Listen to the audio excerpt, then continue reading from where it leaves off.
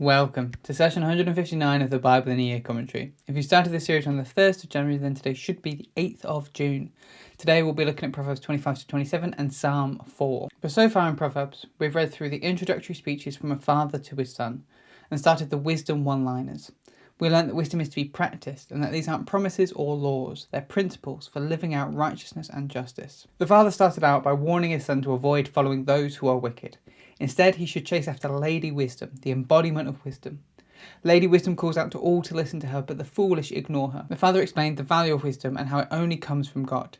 It comes when we put our trust in God and not in ourselves. And it also comes as part of righteousness. They're a package deal. If you're not living righteously, you're not listening to wisdom. Wisdom should be a lifelong journey. It doesn't happen overnight. The father then introduced a second character, the adulteress. While pursuing Lady Wisdom leads to righteousness and life, pursuing the adulteress will destroy your life. This wasn't meant to serve as a commentary on women. It's a father using the idea of a good woman and a bad woman to teach his son wise principles. The ways of the adulteress seem attractive to begin with, but they soon lead to destruction. Instead, the son should hold to integrity and right living. The father also offers some practical advice, from handling debt to working hard and to keeping your talk honest. Again, the father warned about the temptings of the adulteress, the life that looks good but quickly destroys. He explained that she uses all sorts of tricks to distract you from thinking so that she can lure you in.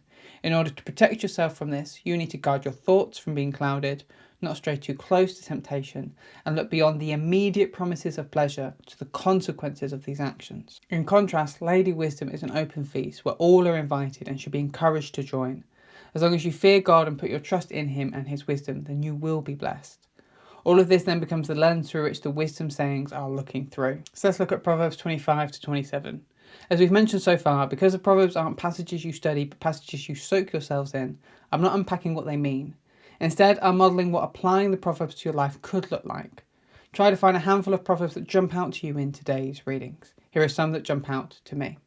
Proverbs 25 verse 1 says, "It is the glory of God to conceal things, but the glory of kings is to search things out." This is one of my favourite proverbs at the moment. God's glory is that He's taken the mysteries of the universe, wisdom, who He is and more, so that we can search them out. In searching to better understand God and the universe He made, we are participating in worship. As someone who likes to think deeply and wrestle with different questions, I often get asked, what's the point? We'll never know this side of heaven. I get the idea, but for me, the wrestling with the question is how I engage with God. Now, genuinely arguing with people on theological questions we don't know the answer to is pointless. But for me, wrestling with them, even when I know I'll never get a proper answer, is worship. Then we have Proverbs 25 verse 4. "Take away the dross from the silver and the smith has material for a vessel." Just like silver needs to be purified of mineral waste before it can be used, so do we as humans need to rid ourselves of excess waste if we want to be useful. Each one of us picks up baggage, bad habits and poor thinking as we go through life. These things hold us back from what we're called by God to be doing, and these things don't just go away on their own. We have to be intentional about searching ourselves, finding these things and dealing with them so that we can remove them from ourselves. This is why a book like Proverbs is so useful. It allows us to identify these things that we might otherwise miss so that we can rid ourselves of them. Next up is Proverbs 25, 9 verse 10. "Argue your case with your neighbour himself, and do not reveal another's secret, lest he who hears you bring shame upon you, and your ill repute have no end." I've been guilty of this. I'll be talking about someone, gossiping about someone, and it will get back to them. Then often that person is both hurt and angry, and also able to point out that I was just wrong about what I was saying. What I said never actually happened, or I got completely the wrong end of the stick. What I thought was just harmless gossip always ended up doing a lot of damage and bringing me to shame. Gossip is one of the most dangerous things to our friendship groups and communities. We need to learn to kill it in ourselves and refuse to engage in it when others start. Then we have Proverbs 25 verse 27. "It is not good to eat much honey, nor is it glorious to seek one's own glory." To use a modern proverb, it's possible to have too much of a good thing. As a child, every Easter, I was the bane of my parents. I would eat all of my Easter eggs in one go and then a little later just throw them all up. This is what it's like for someone who seeks their own glory and praise. Yes, glory and praise are good things, but only when we let others give them to us naturally. When we try to twist the situation so that people can give us praise, it will make us feel sick in the long run because it wasn't genuine or properly earned. Deep down we know this, which then makes us want more praise to satisfy this need. It's a vicious circle. Instead of seeking it for ourselves, let it come naturally. Proverbs 27 verse 6 says, "Faithful are the wounds of a friend, profuse are the kisses of an enemy." One thing that I prize dearly with those close to me is honesty. If I've been a jerk, I want to be told that I've been a jerk.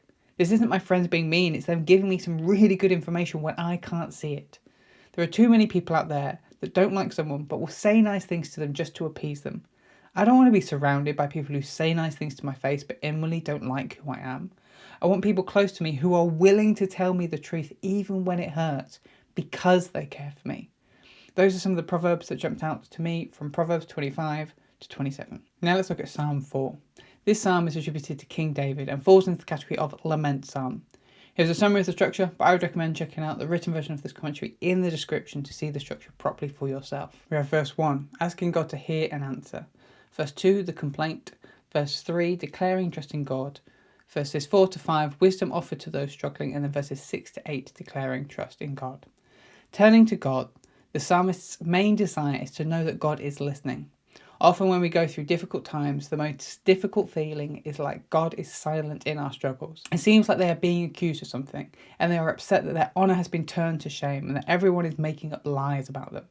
But this person chooses to respond to these insults by putting their trust in God. While humans may accuse and lie, God set those that are his apart and listens to them when they pray.